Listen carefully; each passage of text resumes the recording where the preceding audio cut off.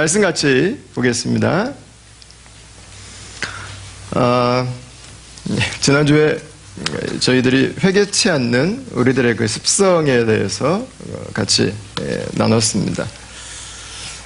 회개를 계속 미루는 거죠. 회개 잘 하지 않습니다. 회개를 별로 유쾌하게 생각하지 않아요. 내가 회개해야 되는데 자꾸 회개할 사람들이 보이니까 나는 그래도 좀 잘 사는 것처럼 보여요. 이 회개하지 않는 우리의 습성, 그리고 그럼에도 불구하고 그런 우리를 기다려주시는 그 하나님의 성품이 무화과나무 비유를 통해서 기록되어 있는 것을 함께 살펴봤습니다. 회개가 없으면 우리는 여전히 죄 가운데 삽니다. 회개라고 하는 것은 다른 거 아니에요. 우리에게 막 죄를 뒤집어 씌워가지고 우리 죄책감에 항상 눌린 마음으로 살아가도록 입만 열면 나는 죄인이에요. 일평생 그 고백하면서 살아가라는 게 아니에요. 오히려 정반대예요. 회개는 나에게 문제가 있을 수 있다고 하는 걸 인정하는 거예요. 나는 그 사람보다 내가 조금 나은 줄 알았는데 내가 문제였구나 라고 하는 걸 인정하는 것. 하나님은 그걸 말씀하시는 거예요. 너 죄인이야 라고 하는 말씀은 너에게도 문제가 있어라는 얘기. 너에게도, 너만 문제가 아니라 너에게도 문제가 있어. 회개라고 하는 것은 주님 말씀입니다. 저에게 문제가 있습니다. 근데 이것만 인정하면 안 되죠. 또 하나 인정해야 되는 게 있습니다. 그게 뭐예요? 예수님 안에 있는 삶은 내 삶을 온전하게 하는 삶이라는 거예요. 예수님 안에 있는 가정은 내가 이루는 가정보다 온전한 가정이라는 거예요. 그래서 회개라고 하는 것은 내가 죄인입니다. 내가 문제입니다. 라고 하는 걸 인정하지만 동시에 예수님께서 내 삶을 온전하게 하시는 분이십니다. 이걸 인정하는 거예요. 예수님 앞에 나아가는 거죠. 그게 회개입니다. 우리가 회개하는 곳까지 우리는 변화를 경험하게 됩니다. 회개하지 않고 음지에 남겨두고 있는 부분은 절대로 변화되지 않습니다. 다시 한번 말씀드릴까요? 회개하지 않고 음지에 남겨두고 있는 부분은 절대로 변화되지 않습니다. 변화되기를 바라도 변화되지 않습니다. 내 안에 간절한 소망이 있어도 변화되질 않아요. 회개하고 그 부분을 주님의 손으로 다뤄주시도록 나를 내려놓는 그 모습이 필요한 것입니다. 그러니까 예수님을 따르고 내 죄를 따라서 내가 살고 싶지 않다면 우리가 해야 되는 일은 회개하는 것입니다. 회개하는 것. 더 이상 내 삶을 괴롭히는 죄에서부터 내가 자유케 되기를 원한다면 우리는 회개가 필요한 것입니다. 예수님이 우리의 중심이 되실 때 우리는 죄의 노예가 아니라 하나님 백성의 그 삶을 살아가기 시작하는 것이죠.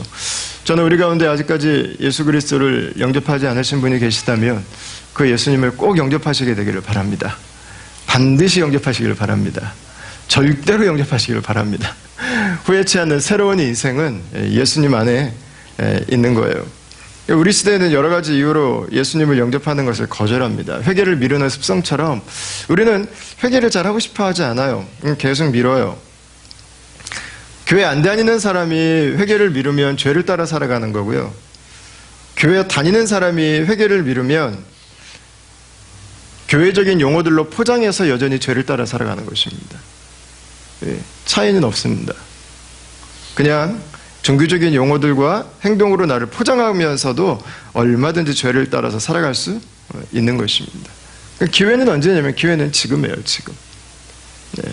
나중에 다음에 이 회개는 다음으로 미루면 안 돼요. 넥스트라는 이름이 참 좋은데 몇 가지는 다음을 말하면 안 되는 게 있는 것 같아요. 그 중에 하나는 분명히 회개예요. 회개. 예수님께 나오는 것은 다음으로 미뤄서는 안 돼요. 언제나 예수님은 지금 나와야 됩니다. 지금. 건강한 교회는 어떤 교회입니까? 건강한 교회는 예수님이 중심이 되신 교회. 건강한 교회는 죄를 숨겨놓고 죄를 따르지 않고 예수님을 따르는 교회. 건강한 성도도 마찬가지. 건강한 성도는 예수님이 내 삶의 모든 것이 된 사람. 그 사람이 건강한 사람이에요. 예수께서 내 안에 찾아오실 때 그때 귀신이 떠나는 거예요. 예수님이 내 안에 찾아오실 때 그때 내 삶에 휘어있고 굽어있고 부러져있고 무너져있던 부분들이 다시 만들어지기 시작하는 것입니다.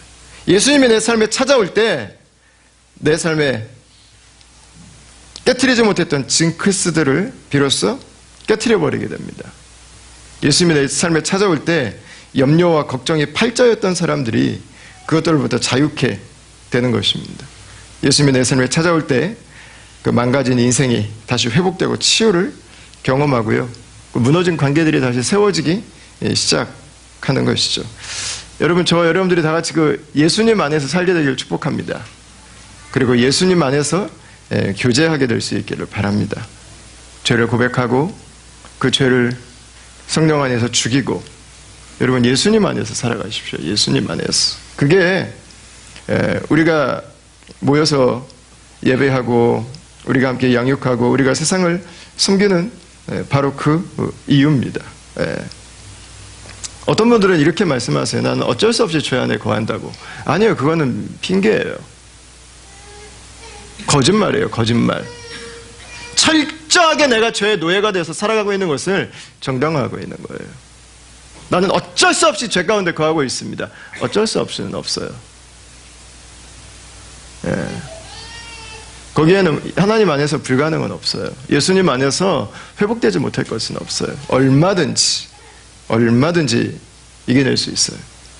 믿음의 삶은 일주일에 2시간 나와서 우리가 종교 액티비티하고 교회밥 먹고 돌아가는 게 아니에요. 그럼 절밥도 있는데 왜 꼭 교회밥 먹어요? 일주일에 2시간 하면. 믿음의 삶은 일주일을 죄 가운데 열심히 살다가 2시간 와서 내가 종교적인 만족을 얻고 사는 삶이 아니라, 내가 일주일에 2시간을 하나님 앞에 나와서 예배하지만 내가 2시간 예배했던 이 하나님과 함께 일주일을 살아가는 파워예요. 파워. 그 능력을 경험하는 것. 그게 믿음의 삶이죠. 오늘 서리 집사님들을 저희가 임명하는 명단이 나갔는데, 앞으로 안수 집사님들, 권사님들, 장로님들도 세워야죠. 근데 저는 교회 누가 공동체 리더가 돼야 되냐? 저는 이 사람들인 것 같아요. 이 사람들. 내가 죄인인 걸 분명하게 고백하는 사람. 그리고 오늘 하루를 내가 살아갈 때 주님 앞에 분명한 순복이 있는 사람. 오늘도 주님의 그 성령 안에 살아가기를 사모하는 사람. 그 사람이 직분자들이 돼야죠.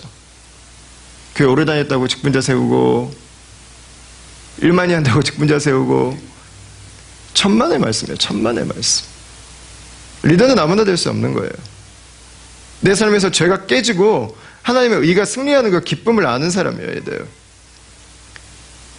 이 직분은 열심의 문제가 아니라 성령의 문제예요. 성령의 문제. 직분은 사람들의 인정의 문제가 아니라 하나님의 그 자녀의 정체성의 문제. 거기서부터 가야 돼요. 거기서부터. 교회만이 아니라 세상에서 믿음으로 살아가는 사람이어야 돼요. 그 사람이 회당장이 돼야 되는 거예요. 그 사람이 안수집사가 되고, 그 사람이 권사가 되고, 장로가 되고, 그 사람이죠. 그래서 사도행전에서 이 집사의 조건을 2가지로 정리합니다. 하나가 성령으로 충만한 사람이고, 또 하나가 지혜로 충만한 사람입니다. 성령으로 충만하다고 하는 것은 내 소신, 내 감정이 아니라 성령을 따라 살아가는 사람을 말하는 거예요. 매일매일의 삶에 성령과 함께 동행함이 있는 사람. 그 사람이 집사의 조건이라는 거예요. 여러분, 세상적으로는 좀 무능해 보이는 사람이에요. 뭐가 부족해가지고. 나는 생각이 없어, 나는 강단이 없어, 뭐가 없어. 왜 성령의 인도하심을 구하고, 왜 성령의 뜻을 구하고, 왜 그분 앞에 날마다 엎드려요. 맞아요. 직분자는 내가 무익함을 고백하는 사람이야. 감당하는 거예요. 이제는 준비됐습니다. 그 사람은 하면 안 돼요. 이제는 하면 안 돼, 그 사람. 지금 나 세워주면 내가 한번 해보겠습니다. 아니, 그 사람은 선거 정치판에는 나갈지 모르겠지만 직분자로 나가면 안 돼요. 엎드리는 사람. 내가 없어진 사람. 내가 죽은 사람. 사가야 돼요. 사가야 돼. 성령 안에서. 2번째 지혜는 머리가 바짝바짝 돌아가는 그냥 이 바삭한 사람을 말하는 게 아닙니다. 지혜는 말씀의 지혜입니다. 말씀의 지혜. 성경의 지혜. 세상을 살아가되 하나님 말씀을 가지고 살아가는 사람. 하나님 말씀으로 이 세상을 사고하는 사람. 하나님 말씀으로 우리의 가정을 이끌어가기 위해서 노력하는 사람. 그게 지혜예요. 그게 말씀의 지혜. 그 세상의 빠삭함, 내 논리의 질서 정연함, 여러분 그걸 말하는 게 아니에요. 예수 그리스도의 그 구원의 경륜이 무엇인지를 분명하게 깨닫고 있는 사람. 그리고 이 세상을 하나님의 관점에서 이해할 수 있는 사람. 그게 말씀에 좀 깊이를 맛본 사람이어야 돼요. 말씀의 깊이를 맛본 사람. 이 말씀이 생명이고 이 말씀이 동시에 심판임을 아는 사람. 그 사람이 주의 일을 하는 거예요. 비로소 주의 일을. 그 사람이 주님께 순종하는 거예요. 내 일을 하지 않고. 그 사람이 주님의 영광을 드러낼 수 있는 거예요. 그 성령과 지혜를 구하는 삶. 저는 저와 여러분들 이게 뭐 저희가 특별하게 집사니까 성령과 지혜로 충만하게 사십시오라고 말할 수 있는 부분이 아니잖아요. 사실은 이게 뭐 저희가 계속 강조하는 내용이고, 그죠? 이 내용은 집사기 때문에 필요한 것이 아니라 그냥 그리스도인의 모습이에요. 그리스도인의 모습. 집사는 그리스도인으로 살아가는 사람 중에서 세워지는 거죠. 권사님과 장로님은 더하겠죠. 성령과 지혜의 반대말은 뭐예요? 세상의 영과 자기 생각으로 충만하다는 거예요. 네. 세상의 영으로 충만해요, 그냥. 네. 세상을 너무 많이 알아서. 또 세상에 눌려서. 세상의 방식은 기가 막히게 빼어난데, 하나님의 방식에 대해서는 너무 무지한. 그럼 안 되죠. 세상을 바라면서 염려와 한탄으로 하루하루 살아가는. 그럼 안 되죠. 그죠? 교회도 세상의 방식으로 섬기면 안 되죠. 반대로 가야죠. 반대로. 세상을 성령의 방법으로 섬겨야죠. 세상을 말씀의 지혜로 살아가야죠. 만약에 공동체 안에 리더들이 여러분 성령과 지혜가 없다고 생각해 보세요. 결과는 너무 뻔한 거예요. 그 결과는 교회가 세상을 닮아가는 거예요. 너무 닮아가는 거예요. 야, 니네 예수자만 빼면 우리랑 똑같다. 그거예요, 그거. 세상이 볼 때, 야, 니네 예수만 말 안 하면 우리랑 똑같아. 그거잖아요, 그거. 그냥 교회가 그냥 세상을 온팡 닮아버린 거죠, 그냥. 예? 예.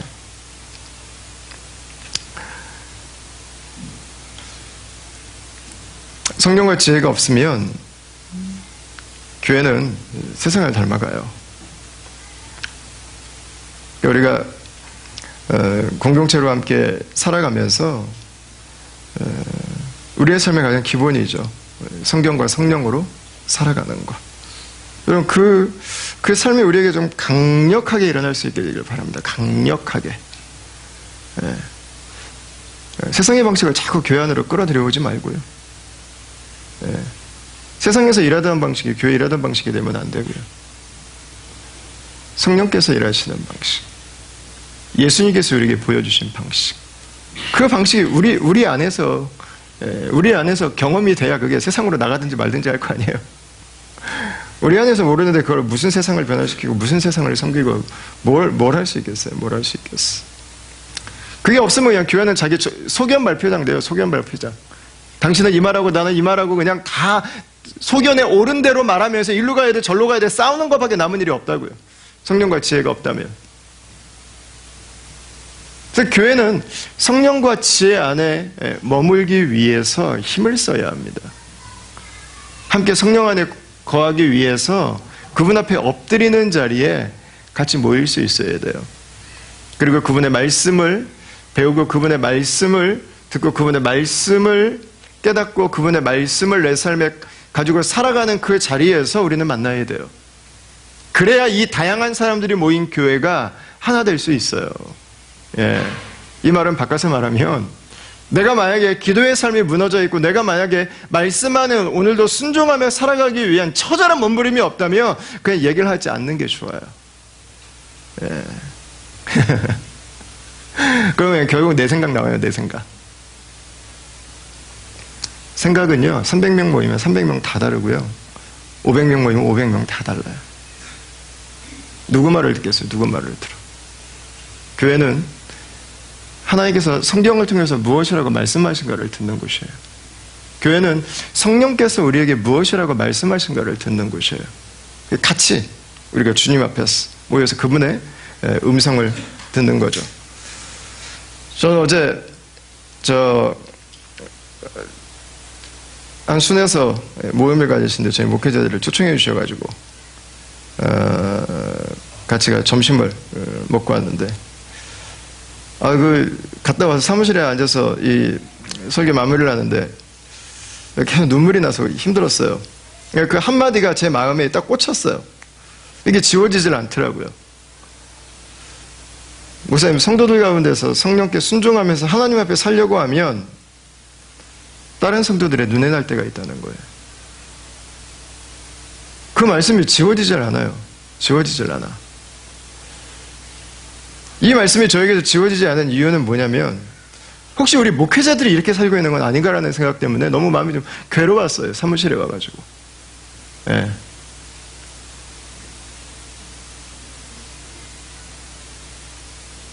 우리 안에서 말씀을 따라 살아가는 것에 대해서 말하는데 아무도 동의하지 않는다면, 유별나게 놀지 말라고 말을 한다면, 이게 뭐 하는 거야, 지금 뭐 하고 앉아있는 거. 교회 와서 지금 뭐 하고 있는 거냐고, 뭐 하고 있는 거. 에? 내가 말씀을 따라 살지 않으면 말을 하지 말아야죠. 내 삶에 성령이 계시지 않으면 말을 하지 말아야지.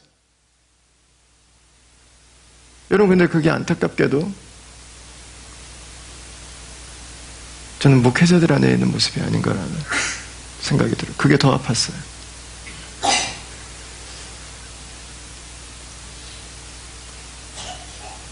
우리가 모일 때 성령 안에서 우리가 어떻게 살아야 되는지에 대한 진지한 고민들을 같이 나누는가.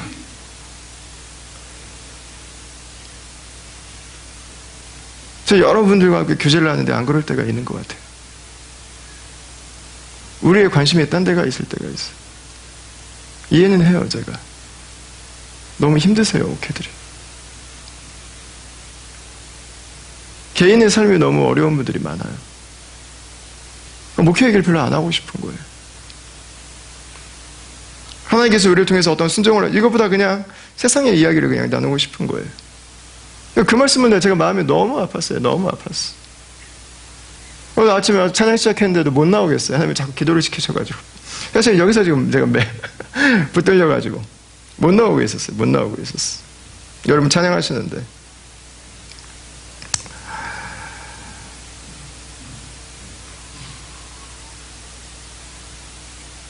만약에 우리가 이렇게 산다면 이건 교회가 정말 심각하게 병든 거죠.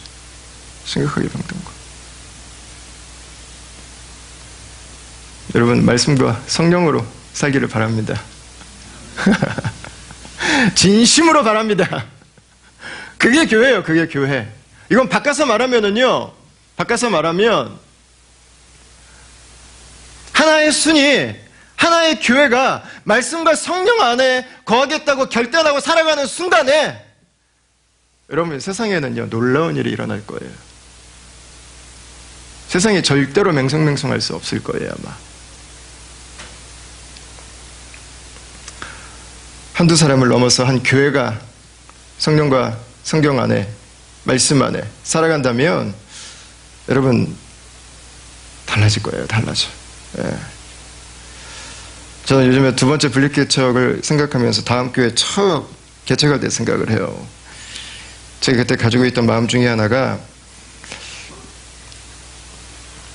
하나님, 제가 일평생 50명만 섬겨도 좋습니다. 그 50명이 예수 그리스도에게 100% 헌신된 주님의 제자들이라면 50명을 기쁨으로 일평생 섬기겠습니다. 그게 저의 마음이었어요.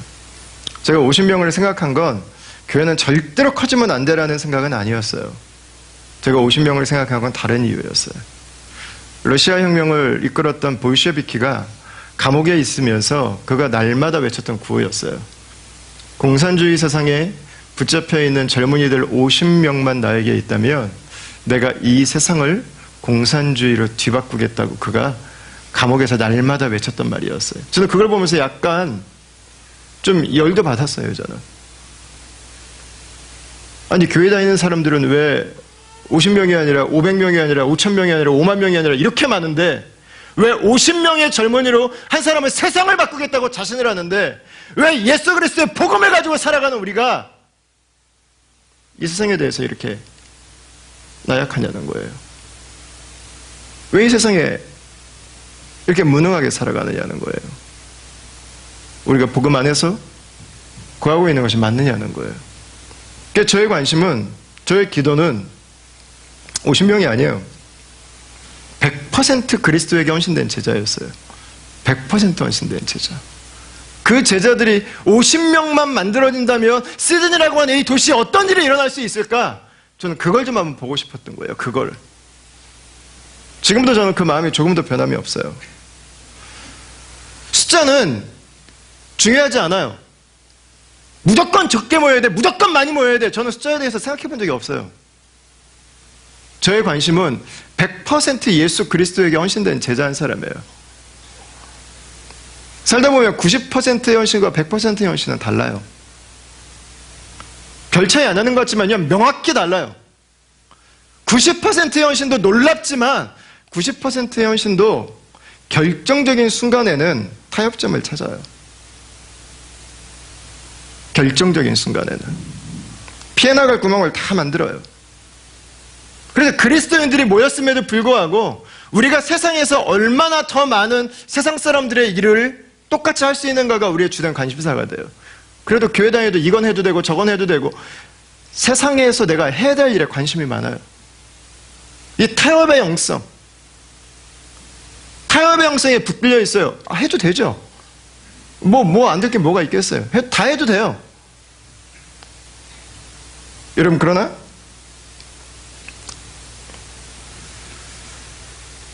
세상이 그리스도를 만나지 못하겠죠. 우리가 세상처럼 살아가는 것에만 골몰아서 앉아있는데 세상이 어디서 그리스도를 만나겠어요? 여러분, 그건 결코 작은 차이가 아니에요.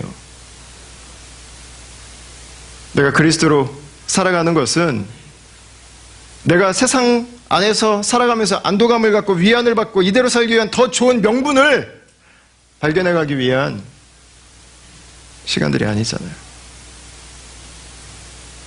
여러분, 그리스도가 없는 세상을 보면서 여러분 아픔이 있다면 어떻게 내가 세상에 있는 것 몇 가지 더 누리기 위한 그 안도감을 찾기 위한 그 구실을 찾기 위한 대화로 그리스도인들이 모였는데 끝나버릴 수 있겠어요? 야, 교회 다녀도 그거 해도 돼, 그거 해도 돼, 그거 해도 돼. 그래서 뭐요? 그래서 so what? 그래서 뭐? 그래서 뭐요? 예.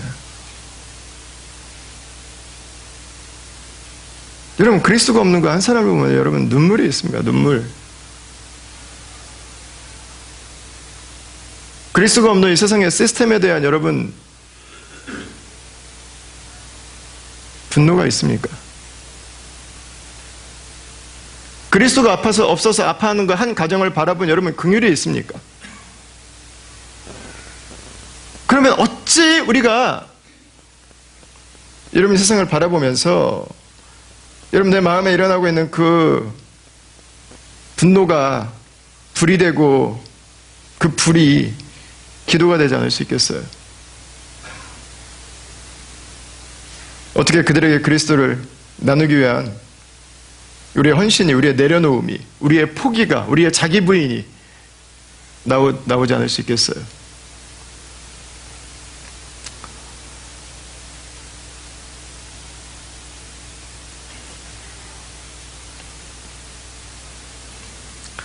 여러분, 교회를 섬기는 것도 마찬가지예요. 교회는 세상을 변화시키는 하나님의 전진기지입니다. 헤드쿼터예요. 헤드쿼터. 개인과 가정과 우리의 일터와 이 사회를 향한 하나님의 계획을 담고 있는 씨앗과 같은 공동체입니다. 근데 이 헌신은 공동체를 섬기는 데도 나타나요. 순종도 타협하죠. 예. 교회를 섬기는 것도 도네이션합니다. 아, 그래, 하나님 필요하면 내가 좀 도와드리지 뭐. 하나님 어려우실 텐데 내가 좀 더 꺼내드리지 뭐.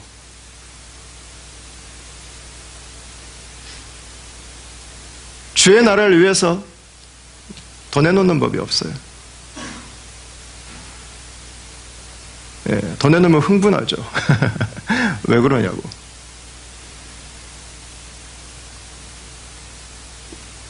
요리 헌신은 많은 차이를 만들어내요. 지지난주에 함께 나왔던 회당정처럼 우리는 예수님을 관리하죠. 그냥 주는 만큼 받고 있어요, 그냥. 내가 원하는 대로 계시라고 자꾸 나서지 말고 예수님 보고. 여러분, 그게 헌신의 차이예요, 헌신의 차이. 주님 말씀하십시오. 제가 무엇이든 순종하겠습니다. 주님 나를 사용하시옵소서. 주님이 있으라는 그곳에 내가 그 자리를 지키겠습니다. 이게 없어요, 이게 없어. 하나님의 말 조종하고 싶어 하죠. 내가 할 만할 때, 그죠? 내가 생각해서 옳다고 생각할 때 순종하고 섬기죠. 나의 부인이 없어요. 그분의 명령이 첫 번째가 아니에요. 그분을 내가 돌봐요. 그분은 나를 귀찮게 하는 분이고, 한 번씩 생각나면 관심 가져주는 분이고. 여러분, 그리스도를 따르는 제자가 어떻게 그렇게 살겠습니까? 주님 어느 곳에 계시든 제가 그곳에 있겠습니다. 이게 정상 아니에요? 주님, 주님의 기쁨이 있는 곳에 나를 드리겠습니다. 주님, 말씀만 하십시오. 제가 주님을 위해서 여기 있습니다. 여러분, 그 고백이 저와 여러분들의 입술 가운데 항상 있게 되길 축복합니다. 그게 여러분 믿음의 삶이죠. 그게 예수 그리스도를 따르는 삶이죠. 90%의 헌신과 100%의 헌신은요, 확연히 달라요. 90% 헌신된 사람 100명 있는 것보다 100% 헌신된 사람 한 사람이 더 강해요. 주님의 일을 더 놀랍도록 하나님께서 사용하시는 것을 보게 되죠. 여러분, 필요하면 나서지 말고 지속적으로 그 자리를 감당하십시오. 주님을 내가 관리하려고 하지 말고 주님이 말씀하실 때 언제든지 열린 마음으로 거하십시오. 이제 성령 안에서, 말씀 안에서 우리가 거하고 살아갈 때 우리는 우리의 한계를 뛰어넘는 그 삶을 경험할 수 있게 되는 것입니다. 그러니까 교회는 예수님께 온전히 헌신하지 않은 사람이 지도자가 될 때 어렵습니다. 성령을 따르지 않는 사람들이 성령을 따르는 사람들을 관리할 때 이게 문제가 생깁니다. 예배하지 않는 사람이 예배를 인도할 때 이 어려워집니다. 그죠? 온전히 치유되고 회복되지 않은 사람이 누군가를 돌보고 섬길 때 어렵습니다. 사역적으로도 가장 큰 위험은 선교에 헌신되지 않은 사람이 선교위원장 맡을 때 이거 죽이는 거예요. 이거 죽이는 거. 그죠? 여러분, 저와 여러분들이 말씀으로 살게 되길 축원합니다. 저와 여러분이 성령으로 살기를 바랍니다. 예, 그분께서 우리를 만들어 가시는 대로, 그분이 우리를 인도하시는 대로 여러분, 우리가 그곳에서 살아가고 또 우리가 그곳에서 공동체를 이루고 또 그분의 말씀 앞에, 그분의 일하심 앞에 저와 여러분들이 예수님을 닮아가는 그 형상의 회복을 경험할 수 있게 되기를 바랍니다. 자, 그러면 우리가 그렇게 성령과 말씀으로 살면 모든 것이 다 좋은가? 모든 것이 다 잘 되는가? 우리가 그런 질문을 가질 수 있습니다. 그러면 어떻게 되는데? 라는 거죠. 오늘 13장 23절 말씀을 한번 보십시오. 같이 한번 읽어보겠습니다. 시작. 어떤 사람이 여짜오되 주여 구원을 받는 자가 적으니까. 아멘. 여러분, 이 사람이 이거 왜 물어봤을까요? 어떤 사람이 갑자기 와서 왜 물어봤을까요?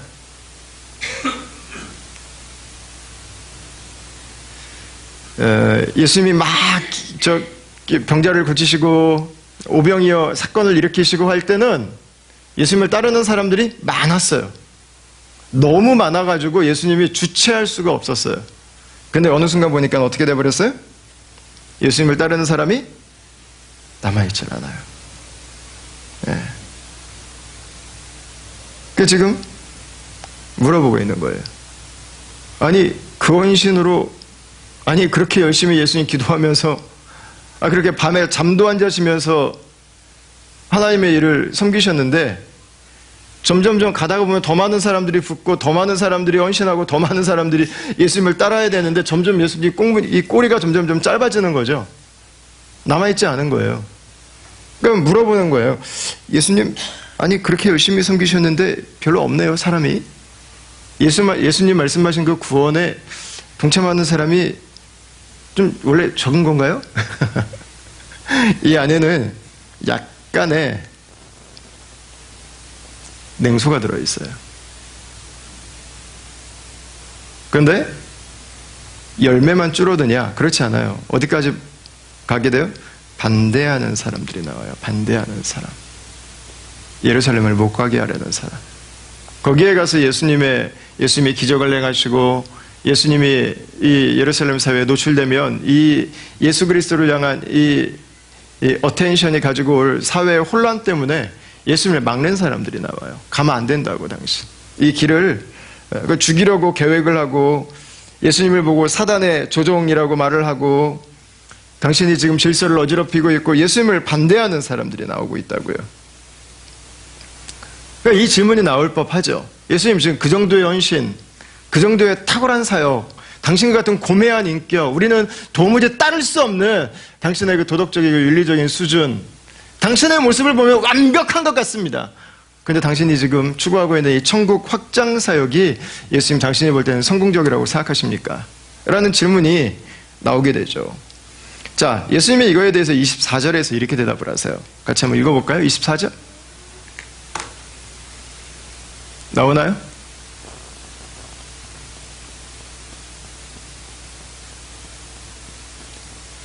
진땀을 빼고 있습니다. 보니까. 예. 자, 24절 말씀 우리 다 같이 한번 보시죠. 성경에서.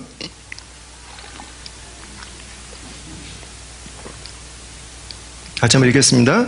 좁은 문으로 들어가기를 힘쓰라. 내가 너희에게 이르노니 들어가기를 구하여도 못하는 자가 많으리라. 아멘. 예수님은 이게 적은가? 이거에 대한 대답을 안 하셨어요. 그죠? 예. 예수님은 성공인지 실패인지 거기에 대해서는 말하지 않으셨어요. 예수님은 거기에 관심이 없었어요. 그건 예수님이 전혀 의도치 않은 부분이에요. 세상 사람들의 기준으로 이게 잘 됐냐 못 됐냐 옳으냐 그르냐는 죄송한데 예수님이 지금 하고 계신 사역이 뭔지를 지금 모르고 있는 얘기예요. 예, 이거는 대답할 가치가 없는 얘기. 예수님은 이 사람의 의도를 정확히 꿰뚫어 보신 거예요. 실패 아니냐. 지금 뭔가 잘못되고 있는 거 아닙니까? 그렇지 않다면 몇천 명, 몇만 명이 따라붙어서 지금 예수를 연호하고 외쳐야 되는데 왜 점점 사람들이 줄어들어갑니까? 그러니까 예수님은 예루살렘으로 가시고 십자가라고 가고 계시고 기적은 점점 행하지 않으시고 예수님은 이제 예루살렘으로 가기 위한 자신의 이제 삶의 라이프 스타일을 지금 다 바꾸셨어요. 그러니까 사람들이 점점 떨어져 나가고 있는 거예요. 예수님은 그 사람이 한 말에 대해서는요 전혀 말씀하지 않으셨어요. 별로 관심이 없어요. 그거에 대해서 예수님은. 다만 예수님이 하신 말씀은 좁은 문으로 들어가라고 하는 것이었습니다. 네, 좁은 문으로 들어가라. 왜? 나중에는 들어가고 싶어도 못 들어갈 때가 있기 때문에 그렇습니다. 이 좁은 문은 들어가고 싶다고 들어가고 들어가기 싫다고 들어가지 않아도 되는 것이 아니에요. 이 말씀은 여러분 어떤 의미겠어요? 남들이 따르든 안 따르든 관계없이 다른 사람들이 이 길을 옳다고 말하든 말 안 하든 관계없이 사람들이 나에 대해서 환호하든 환호하지 않든 관계없이 당신은 나를 따르라는 거예요. 그게 예수님이 하신 바로 그 말씀입니다. 당신은 나를 따르기를 힘쓰라는 말씀입니다. 여기 나오는 이 힘쓰다라는 단어는요, 아고니소마이라는 단어를 쓰고 있는데 헬라어로 굉장히 강렬한 표현입니다. 강렬한 표현. 이 표현은 고대 레슬링 올림픽에 선수로 나가는 사람이 월계관을 타기 위해서 엄마 젖 먹던 힘까지 다해서 이 사이클하는 한 형제한테 물어보니까는 사이클 왜 좋아요? 그랬더니 오르막길을 올라갈 때 허벅지가 터질 것 같은 그 고통이 너무 좋다는 표현을 하던데 그 근육들이 터져 나갈 것 같은, 뼈가 깨질 것 같은 그 시간을 하루에 10몇 시간씩 보내는 그 수고를 하잖아요. 운동선수들에게 쓰는 표현이에요. 운동선수들에게 힘쓰다라고 하는 표현은. 힘쓰라는 것입니다. 왜 이렇게 강력하게 말씀하실까? 왜 고통스러울지라도, 왜 아플지라도, 왜 힘들지라도 반드시 들어가야 된다고 예수님 말씀하실까? 뭐 어렵지 않죠? 이 문 외에 다른 문이 없기 때문에. 그거죠, 그거. 이 문 외에 다른 문이 없어요. 이 길 외에 다른 길이 없어요. 이 생명 외에 다른 생명이 없기 때문이에요. 쉬워서 들어가는 게 아니라 그것만이 우리가 들어가야 하는 문이기 때문에 그렇습니다. 그것만이 우리가 살 길이기 때문에 그렇습니다. 그러니까 사람들은 아니라고 말하지만 고민하지 말고 그 예수님께로 나오라는 것입니다. 사도 바울이 이걸 고린도전서에서요, 조금 다른 표현인데 아주 너무 잘 표현했어요. 고린도전서 1장 한번 볼까요? 자, 우리 같이 한번 읽어보겠습니다. 시작. 십자가의 도가 멸망하는 자들에게는 미련한 것이요 구원을 받은 우리에게는 하나님의 능력이라. 유대인은 표적을 구하고 헬라인은 지혜를 찾으나 우리는 십자가에 못 박힌 그리스도를 전하니 유대인에게는 거리끼는 것이요 이방인에게는 미련한 것이로되 오직 부르심을 받은 자들에게는 유대인이나 헬라인이나 그리스도는 하나님의 능력이요 하나님의 지혜니라. 하나님의 어리석음이 사람보다 지혜롭고 하나님의 약하심이 사람보다 강하니라. 아멘. 여러분, 예수님은 우리가 믿고 싶다고 믿고 믿기 싫다고 안 믿어도 되는 분이 아닙니다. 그분은 반드시 믿어야 되는 분입니다. 그분은 반드시 따라야 되는 분입니다. 힘쓰라는 말을 조금 풀어서 하면 어떤 말이 되겠어요? 무슨 수를 써서라도 따르라고. 그 말입니다. 무슨 대가를 지불하고라도 예수님을 믿으라고요. 당신의 인생에 몇 년을 투자하게 되더라도 예수 그분이 누구신지를 배우라고요. 그분을 따르는 삶이 무엇인지를 반드시 알아내라고요. 세상 무엇과 바꾸더라도 예수님과 바꿀 수는 없다고요. 그 말씀을 지금 하고 계시는 것입니다. 오늘날 예수님을 믿는 것에 대해서는 특히 서구에서는 이제 후기 기독교 사회가 되면서 점점 인기가 없어지는 부분이에요. 아마 예수님이 하신 말씀은 저는 이 서구 사회를 살아가는 저 여러분들에게는 너무 중요한 메시지라고 생각해요. 저와 여러분들이 따라야 될 그 좁은 길이 좁은 문이 무엇인지 정확하게 분별할 수 있는 저는 타이밍 안에 저와 여러분들이 살고 있다고 저는 믿습니다. 특히 서구 사회는 자기의 주장, 자기의 의견이 중요한 시대가 되었습니다. 또 진화론적인 사고가 역사 인식 안에 작용하면서 역사를, 이 신앙이라고 하는 것 자체를 역사의 흐름 가운데 한 과정으로 이해하는 이 트렌드가 만들어지면서 신앙이라고 하는 것에 대해서 가볍게 그것을 무시해도 되는 것처럼 이해하는 그런 풍조들이 있는 것이 사실입니다. 근데 저는 이 기독교에 대한 비판의 책들을 읽어보면서 한 가지 느끼는 건 뭐냐면, 요즘 사람들이 기독교에 대해서 갖는 성경과 복음의 메시지에 대해서 갖는 그들의 모습이 예상외로 너무 가볍고 너무 피상적이라는 거예요. 쉽게 말하면 너무 몰라요. 복음이 무엇인지를. 너무 몰라요.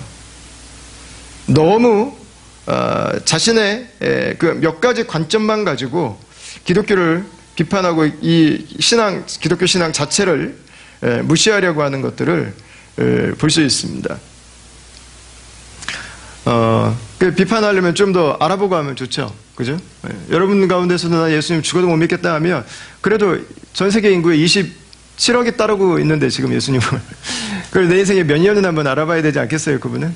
그냥 아니다라고 하시면 안 되고 몇 년은 한번 투자해 보세요. 도대체 이분이 누군지.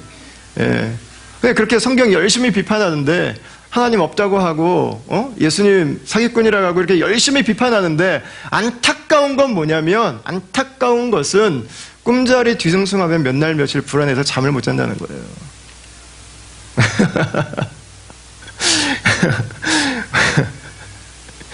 좀 성경을 알면 좋은데, 에? 그리스도의 사랑을 그따위는 나는 없어도 된다고 생각하는데, 나랑 안 맞는 사람 몇 생기면은 다 등 돌리고 나 홀로 외로운 성을 쌓고 그 안에서 자존심의 벽을 무너뜨리지 못하고 살아간다는 거죠. 여러분, 비판하는 나와 비판하는 메시지의 크기가요, 너무 차이가 나요. 너무 차이가 나. 좀 성경의 파워를 너무 몰라요. 하나님의 능력과 하나님의 지혜를 너무 몰라요. 너무 무지해요. 너무 무지하게 비판을 하니까 오히려 할 말이 없을 때가 종종 있어요. 이게 진짜 하나님의 능력이고 하나님의 지혜라고 하는 것을 한 번은 경험해야죠. 여러분, 이걸 경험할 수 있는, 이걸 알 수 있는 가장 좋은 방법이 뭔가요? 가장 좋은 방법. 물론 배우는 것도 좋은 방법이에요. 일단 배워봐야 돼요. 근데 더 좋은 방법이 하나 있어요. 그거는 살아보는 거예요. 하나님 말씀은 언제 진짜라고 하는 걸 알아요? 살아볼 때 알아요. 왜 용서하라고 했는지는 용서해보면 알아요. 왜 정직하라고 하셨는지는 정직해보면 알아요. 왜 사랑하라고 했는지는요, 사랑해보면 알아요. 말씀이 진짜라고 하는 건 언제 알 수 있어요? 살아보면 알 수 있어요. 살아보면. 우리가 말씀을 가지고 살아가는 것은요, 나만 말씀에 대해서 확신하는 게 아니에요. 제가 이번 주에 한 형제님을 만났는데 자기 골프 친구 얘기를 해주셨어요. 골프 친구가 부부가 다 불신자예요. 근데 그 골프 치시는 같이 형제님이죠. 골프 치시는 그 형제님이 자기 아내한테 하는 말이 하나가 있는데, 다른 건 다 해도 내가 뭐라고 안 하는데 제발 교회는 발디뎌 놓지 말라고. 그게 아내에게 항상 하는 말이에요. 이걸 또 친절하게 교회 다니는 친구에게, 골프 친구에게 와서 또 그대로 또 하고 있는 거예요. 내가 아내한테 다 해도 되는데 교회는 절대로 발디뎌 놓지 말라고 제가 한다는 거예요. 그래서 물어봤대요. 왜 그러냐고. 그랬더니 그 형제님이 그동안 비즈니스를 하면서 몇 번 돈을 떼인 일이 있는데, 자기 돈을 떼먹고 도망간 사람들이 다 교회 다니는 사람이라는 거예요. 그래서 어디 교회 다니고 있다고 얘기하더라고요. 그게 마음이 아프죠. 그죠? 그 어떻게 하셨어요, 집사님? 그랬더니 그분한테 그렇게 말씀하셨대요. 그 사람이 예수님은 아니야.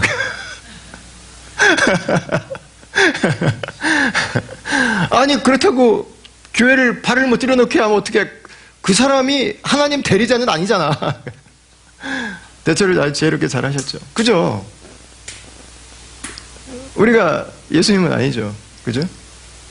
그러나 여러분, 우리가 말씀 안에 살아가면 세상 사람들은 우리를 통해서 예수님을 봐요.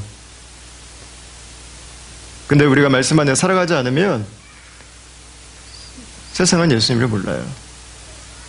세상은 예수님을 만날 곳이 없어요.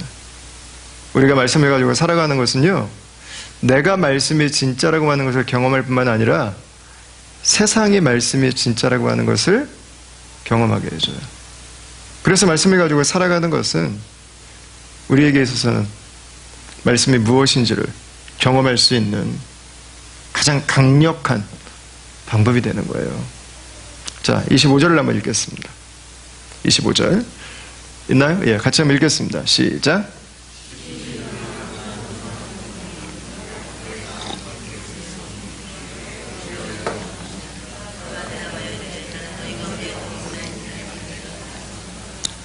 아멘.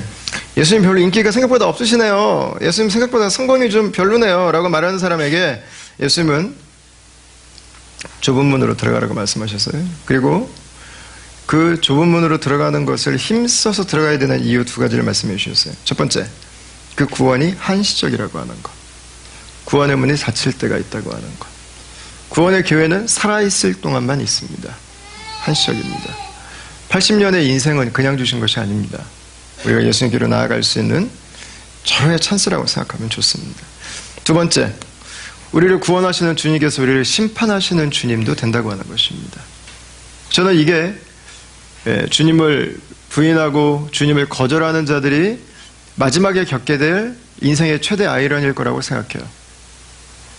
복음을 비웃고 복음을 가볍게 생각하던 사람들이 마지막에는 자기가 비웃던 분에게 심판을 당하게 된다는 것입니다.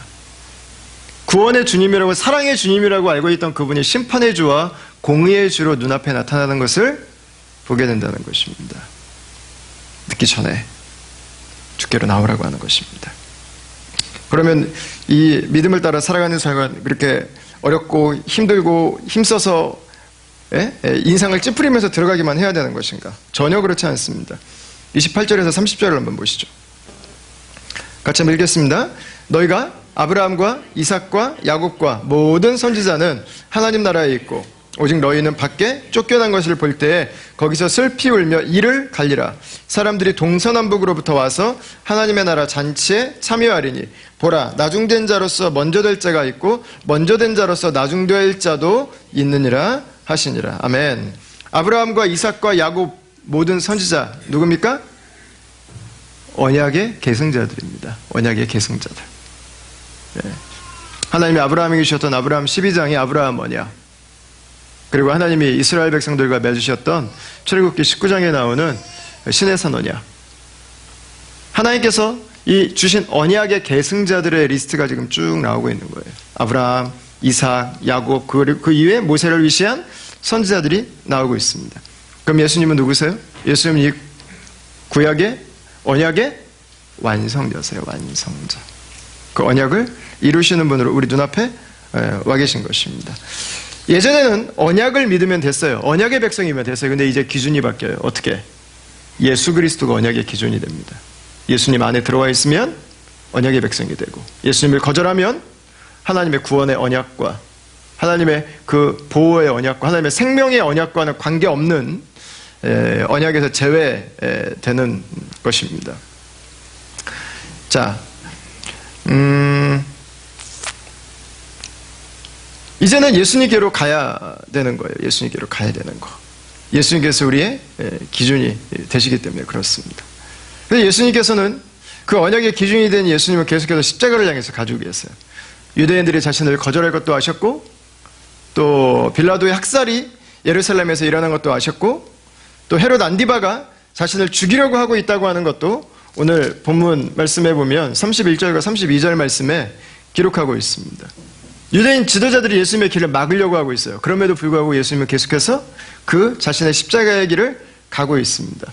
예수님은 좁은 문으로 힘써서 들어오라고 말씀하셨고, 자신도 너무 많은 어려움과 방해와 장애물들이 있음에도 불구하고 계속해서 십자가를 향해서 가고 있습니다. 왜 그럴까요?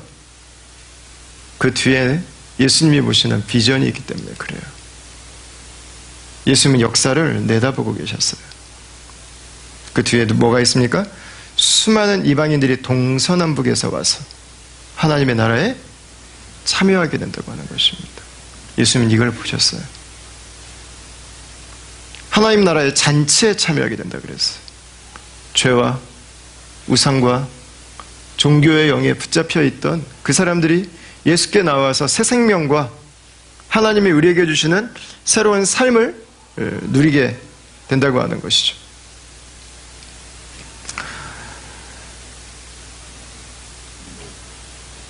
여러분, 저는 이 모습이요, 우리가 교회가 이 세상을 살아가는 모습이지 않을까라고 생각합니다. 우리가 교회로 살아가는 것은 먼저 우리가 그 구원의 기쁨과 즐거움을 누리고 있기 때문입니다. 제가 주중에 만난 한 형제가 그 얘기를 하더라고요. 젊은데 아내랑 너무 행복하게 살아요. 그래서 그 형제랑 얘기를 하다 보니까 자기는 교회를 떠나려고 그랬는데, 그 더 어릴 때 자기는 교회를 떠났을 거래요, 아마. 근데 교회를 안 떠난 이유가 뭐냐면 자기 엄마 아빠 사는 거 보면서 안 떠났대요. 아, 이렇게 살면 복음은 진짜인가 보다. 근데 놀랍게 그 부모님이 사는 모습을 보고 부부가 사는데 너무 잘 살아요. 야, 여러분 왜 열방이 동서남북에서 주께로 나와서 하나님 나라의 그 잔치에 참여하겠습니까? 즐거움이 있기 때문에 그래요. 믿음은 감사가 있기 때문에 그래요. 믿음 안에는 새로운 인생이 있기 때문에 그래요. 믿음 안에는 세상과 비교할 수 없는 그 하나님의 복이 담겨 있기 때문에 그렇죠. 여러분, 지난주에 우리는 교회가 겨자씨라고 하는 것에 대한 이야기를 같이 나눴습니다. 겨자씨 비유는 예수님 이야기예요. 근데 동시에 이 겨자씨 이야기는 교회 이야기입니다. 교회 이야기. 저는 우리가 다음 교회가 작은 공동체로 함께 모여 있지만, 여러분, 저는 이 복음을 가지고 살아가는 저와 여러분들을 보시는 예수님의 눈은 저와 여러분들이 모래알이 아니라 겨자씨라고 하는 걸 믿어요. 우리가 예수님 안에 살아간다면. 겨자씨는 크기가 0.2mm입니다. 근데 이게 보통 2m에서 3m, 많이 자라면 5m까지 자랍니다. 작은 숫자. 그러나 거기에 새들이 들어와서 둥지를 트는 예수 그리스도 이야기예요. 그러나 교회 이야기예요. 여러분, 그게 비전이에요. 그게 비전. 그게 비전. 우리가 봐야 될 거라는 말이에요. 우리가 추구하고 있는 것들은 쉬운 게 별로 없어요. 보니까 불신자를 전도하는 거, 여러분 얼마나 어려워요. 선교사를 파송하는 거 얼마나 어려워요. 교회를 개척하는 거 얼마나 어려워요.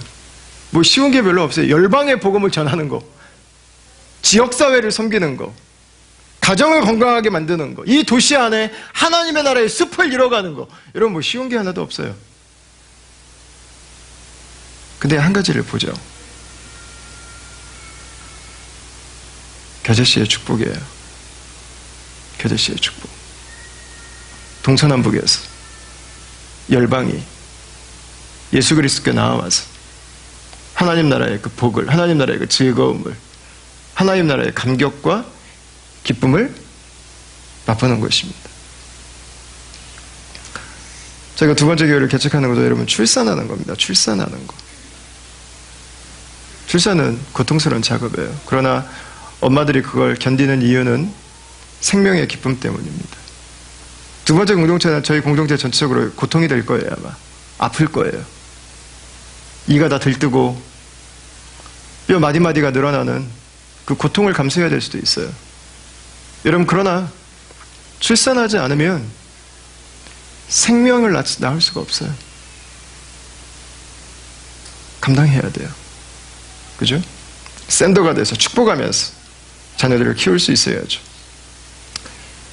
저희가 요즘에 가장 많이 받는 질문이 하나